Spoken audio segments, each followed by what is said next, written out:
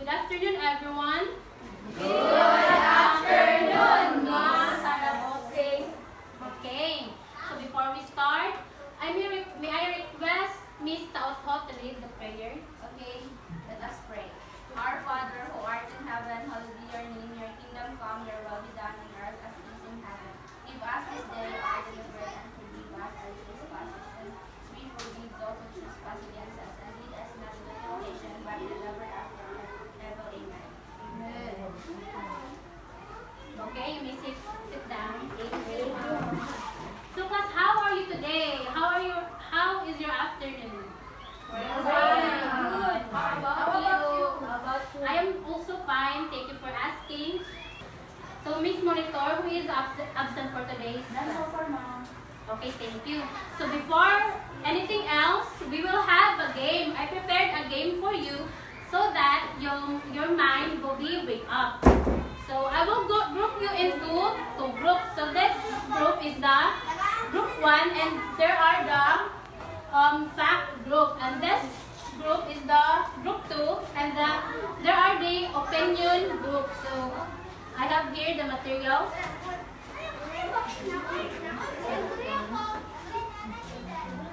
So all you need to do is to paste all the answers here. And identify the sentence if it is a fact or an opinion. Okay? You only have 5 minutes to brainstorm and answer the activity. Understand? Yes, ma'am. Are you ready, class? Yes, ma'am. Okay, the timer starts now.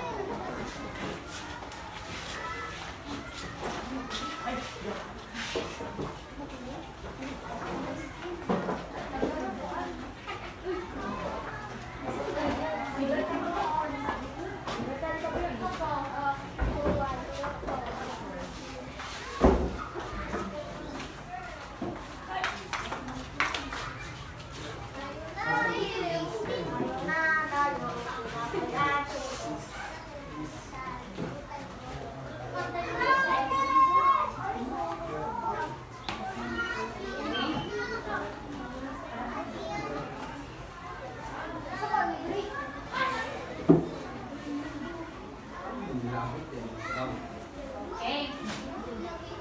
So the time is up. And let us see if your answers are correct.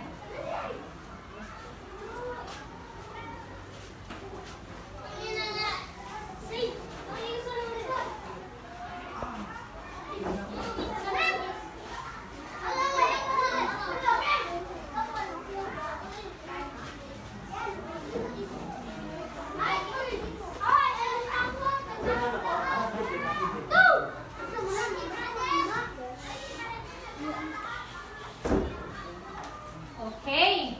As I checked your activity and answers, all of your answers are correct. So let's give. Okay. So let's give ourselves a Mommy Dunisha clap. So do you know what is Mommy Dunisha clap? Very Okay. good, very good, very good. Okay. We'll do it together. 1, 2, 3, go. 1, 2, 3. 1, 2, 3. Very good, very good, very good. Okay. 1, 2, 3, go. 1, 2, 3. 1, 2, 3. Very good, very good, very good. Okay, very good, everyone. Okay, class, let us review our previous topic last meeting. So I would like to ask someone to answer this question. Question number 1. It is a bias towards certain religion. Yes, Miss Carvajal. It's a religion bias, ma'am. Very good, Ms. Carvajal. Next question is, if someone has a bias about men or women and will take favorable action towards them or against others, what is it? Yes, Ms. Elton. Gender bias, ma'am. Excellent, Ms. Elton. Okay, class, we will have another activity. I will show you a picture and all you need to do is to answer the following question with your observation. Okay, question number 1.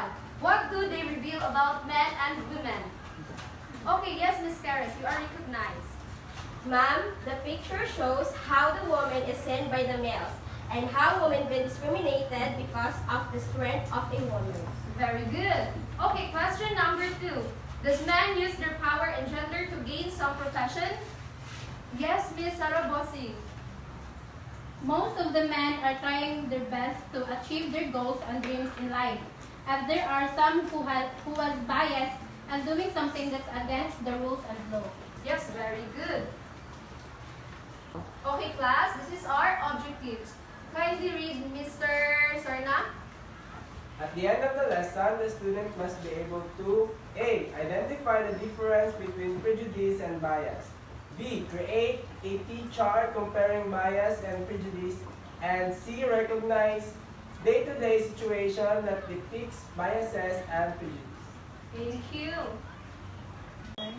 Based on the pictures that I've shown you during our motivation game, do you have any idea what will be our lesson for today? Yes, Ms. Taala? Ma'am, I think our lesson for today is about prejudice and bias. Thank you, Ms. Taala.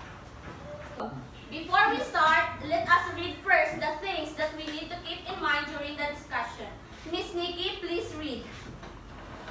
Always be ready to learn, respect each and everyone's opinion, use polite words and proper tone when asking a question or when speaking, pay attention to the lesson, turn your phones in a silent mode to avoid distraction, and lastly, enjoy and have fun. Thank you, Ms. Osis.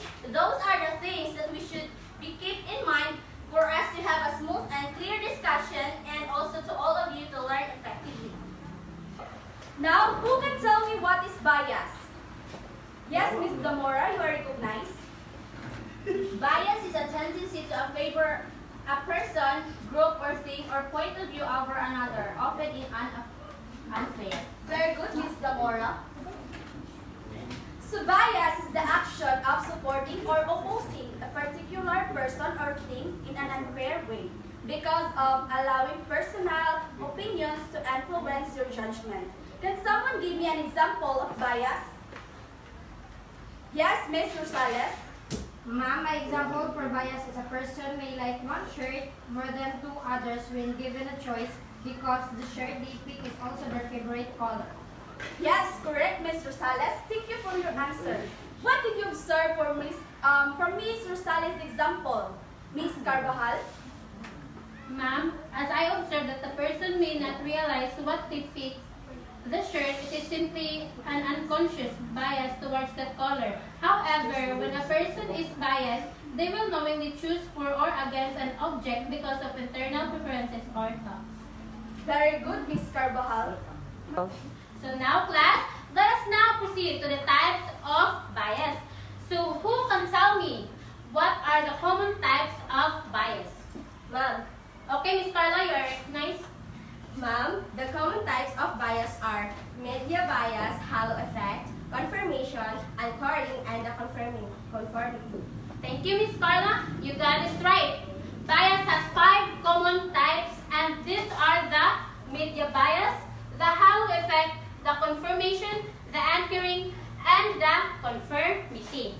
It is important to know the 5 common types of bias because you can be aware of how you can treat and interact to other both consciously and subconsciously.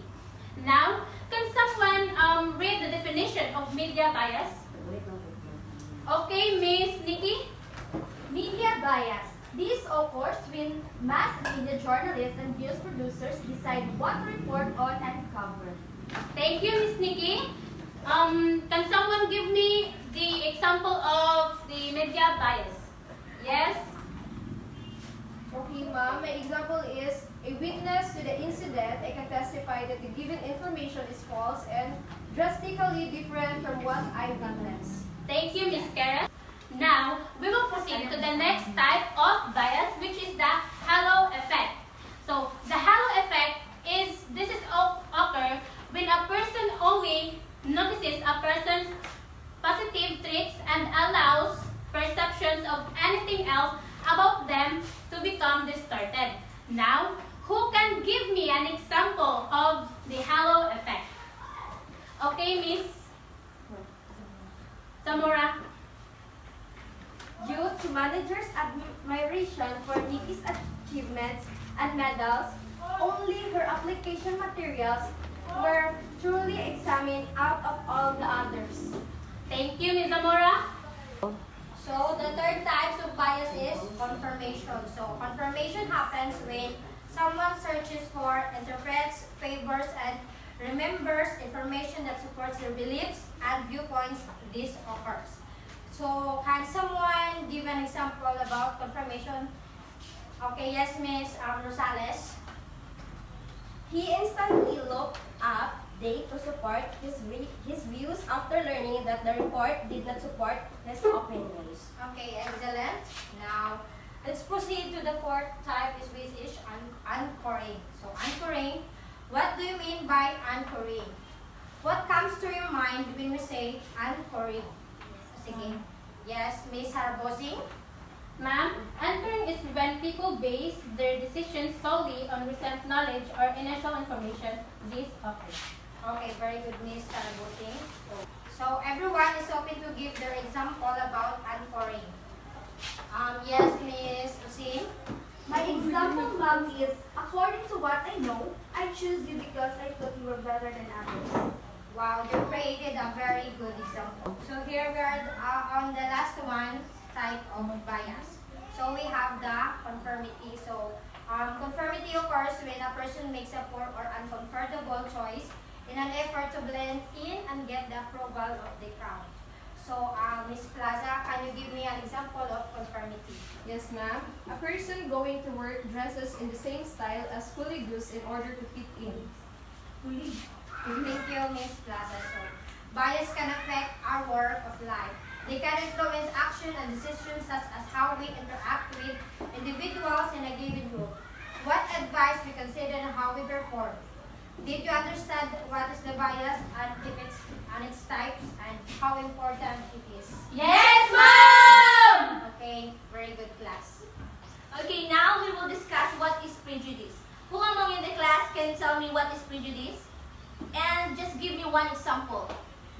Okay, Miss Plaza, you are recognized. Ma'am, prejudice is an assumption or an opinion about someone simply based on the person's membership to a particular group. For example, people can prejudice against someone else of a different ethnicity, gender, or religion. Okay, thank you. So prejudice is an unfair and unreasonable opinion or feeling formed without any enough thought or knowledge. Someone might look at a picture of Albert Einstein in this lesson and think that he looks like an ordinary person or even a little strange. In fact, he was an incredible, brilliant scientist and mathematician. Did you understand what is prejudice? Yes, ma'am! Okay, good to hear that you understand enough what is prejudice. So now we will tackle the different types of prejudice. How many types of prejudice do we have? Anyone? Okay, Miss Carvajal. Ma'am, there are 5 types of prejudice. First is the sexism, second is the racism, third is the ageism, fourth is classicism, and the last one is religious prejudice. Okay, thank you, Miss Carvajal. So what is sexism? Sexism, obviously, is based on either gender or sex. Sexism is prejudice or discrimination based on sex or gender. It affects every level of society, from institutions and governments to personal relationships. Sexism affects women and other marginalized gender most severely. And directly, it also harms men. Okay, can someone give example about sexism prejudice? Anyone? Okay, Miss Taupo, you are recognized. Some example, ma'am, are women are thought to be weak and incapable of performing the same task as men. Okay, thank you, Miss Taupo. Next is the racism. This is the notion and racial superiority allows for the separation of groups of people who exhibit various psychological traits. Miss Sarah Bossing, can you give me an example about racism in a sentence? Yes, ma'am. Because of the COVID-19 sickness, all Chinese people in the nation are regarded as viral carriers. Okay, excellent. Thank you, Miss Sarah Bossing. Okay, the third type of prejudice is ageism. So, what is ageism? Miss Curtis, please read the definition and give me just one example scenario about this. Okay, ma'am. So ageism, it is a behavior that discriminatory towards senior citizen, the elderly, and the aging process. Wow, thank you, Miss Curie, for the good example. Okay, the next one is the classism. Classism is a prejudice that based on a social class, which is a categorization of people according to their wealth, occupation, income, education, and social connections. An example of prejudice is the government should not treat the people well because they lack education and don't contribute to strengthen the nation. Okay, now can someone give another example of classicism? Yes, Ms. Rosales? Ma'am, everyone can make jokes, but don't let jokes be below the belt to others. Okay, thank you, Ms. Rosales. Now let's proceed to the last type of prejudice, the religion prejudice. So what is religion prejudice? Religion prejudice refers to the behavior of treating someone or a group differently due to one's personal religion beliefs. Ms. Plaza, can you give me an example of religion prejudice? Yes, ma'am. He was fired from his job due to the perceived conflict between his employer and his religion. Very good, Ms. Plaza. This prejudice may also be categorized or biased, similar to how prejudice makes someone biased, prejudice, and discrimination, however, and distinct. Discrimination is the conduct motivated by prejudice toward a particular group or individuals, whereas prejudice refers to a person's thoughts or attitudes. So did you all know what the difference between bias and prejudice and its type? Yes, ma'am! Wow, very good! Hopefully it made you improve your understanding about prejudice and bias and how affect in a real life situation. So I know you've learned a lot about our discussion. So what is the difference between bias and prejudice? Yes, Miss Carla. Bias is an inclination for or against a person, idea, or thing, especially in a way considered to be unfair. Prejudice is a preconceived opinion that is not based on actual experience or reason. Very good. Thank you, Miss Carla. So what are the 5 common bias types? Yes, Miss Nail. The 5 common bias types are the media bias, halo effect, confirmation, anchoring bias, and conformity. So that's right, Miss Nail. Thank you. So how about the prejudice? Who can tell me how many different types of prejudice and what are they? Yes, Miss Zamora. There are 5 different types of prejudice, and these are sexism, racism, ageism, classism, and religion prejudice. So good job, class. It's good to hear that you listen very well in our discussion. Now class, who can tell me how prejudice affect in a real life situation? Yes, Diane. Discrimination affects people's opportunities, their well-being, and their sense of agency. Persistent exposure to discrimination can lead individuals to internalize the prejudice or stigma that is directed against them, manifesting in shame, low self-esteem, fear and stress, as well as poor health. Thank you, Miss Diane. Now, for our individual activity, differentiate and find the similarities of bias and prejudice. This will be individually graded. Yes, Yes, ma'am. ma'am. Okay, ma'am. So this time, please settle yourself. So this time, we're going to answer these questions. So here are the statements and expressing bias or prejudice. So we're going to identify which is the bias or the prejudice. So you're going to put the answer here in the space provided. It's already given, huh? You're going to only put it here in the space provided. So we're going to answer first, and then we're going to check the answers. So number 1, please read Mary Jo. I disrespect boys who wear pink. What do you think? Wait, what do you think is the answer of this? Prejudice or bias? When you say, I respect boys who wear pink.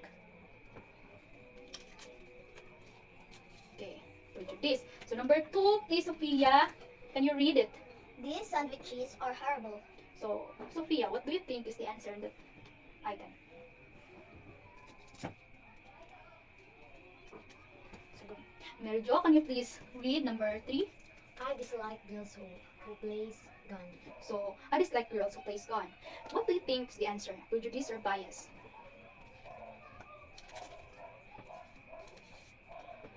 Okay. Please, Sophia, can you read number 4 and then answer it? Sarah is the best person for the job. Sarah is the daughter of the speaker. So, Sophia, what do you think is the answer? Bias or prejudice? So, please, can you please put the answer there? Okay, Mary Jo, can you please read number 5? Boys should not play with dolls. What do you think is the answer? Can you please put... Okay, so let's check the answers. Okay, number 1, I disrespect boys who wear pink. Oh, before that, we're going to define bias and prejudice before we proceed. So, bias again, bias is unfairness. Result for unfairness, ang bias. Prejudice is result of discrimination. Okay? So, number 1, I disrespect boys who wear pink. So, who answered this? Oh, Mary Jo. So, you answered prejudice.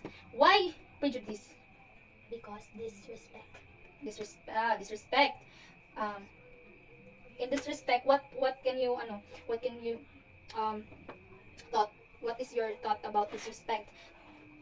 Diba I told earlier that bias is unfairness and prejudice is result for discrimination. So, what is the K that you answered prejudice there? Disrespect. Disrespect. So you see the discrimination here. Okay. So Mary Jo is correct. Prejudice. When you say I disrespect boys who wear pink, diba? He discriminate the boys who wears pink. So again, not only girls are allowed to wear pinks, diba? Also boys, because that is color and there are no laws that boys are not allowed to wear pink. Okay. So we are all allowed to wear pink. So there are discrimination here. So the answer is prejudice. So Mary Jo is correct. So Sophia, your answer here is bias. These sandwiches are horrible. Why you say bias? Because of Horrible. no. Because of unfairness. Unfair. Again, when you say unfair, for example, me and you two are siblings, and I always give foods to Mary Jo, and I neglect Sophia. So there is no equality in the both of you. So dapat equal akong tanaw sa inyo, okay? You are both my daughters. So you are both my daughters then. But I'm so biased because Mary Jo is more get all the attention and everything, and Sophia is neglected. So just like Blackpink. So Sophia, who is your bias in Blackpink? Louder. Jenny. How about you, Mary Jo? Joseph. Oh, in that part, so they are both they are group, but you choose different, diba? You choose Jenny and you choose Jesu. So that is bias. That is called bias. So dapat gali sila upat kay group man sila. You like them because magaling gitawag sila Blackpink kay grupo sila, dapat sila jud, but you have a bias. So mama siya din hiad. The sandwiches are horrible. So there are different kuan. Para sa imo ha, ang sandwiches is kuan kani ang good. In Sophia is bad. So there are bias here. Okay? So number 3, I dislike girls who plays gun. It's just like number 1. There is discrimination here. So not all boys can only play with guns. Also girls, diba? We can see that there are a lot of girls that are policewoman, and also mga sundalo and military. Okay. Number 4, Sarah is the best person of the job. So bias. So bias because it's so unfair in their other employee kay iyahan ang gikuan ang iyang anak na the best ang iyang anak. So it's bias. So number 5, boys should not play with dolls. Why bias? Because unfair. Actually, there you have a point. But actually, the correct answer here is prejudice. Because there is discrimination. Diba? I told earlier here that when you discriminate, you should answer prejudice. Diba? So the correct answer here is prejudice. But yeah, it's okay. It's almost correct naman. You only got one wrong answer. Okay? So do you have any question about the topic bias and prejudice? None. None so far. Okay, very good. So we have assignment. So please, can you read it loud? Research what is Go. argumentation and the different Techniques. techniques, right? It in the whole full sheet of paper and pass it tomorrow. So again, you're going to research what is argumentation, and you're going to research also the different techniques of argumentation. So you're going to write it on a whole sheet of paper. So, do you have any question? None? None so far. Okay. I think that's all for today. Thank you, class, for listening and give your very best to answer our activities. So that's it for today. Goodbye, class. Goodbye and thank you, Miss Angie.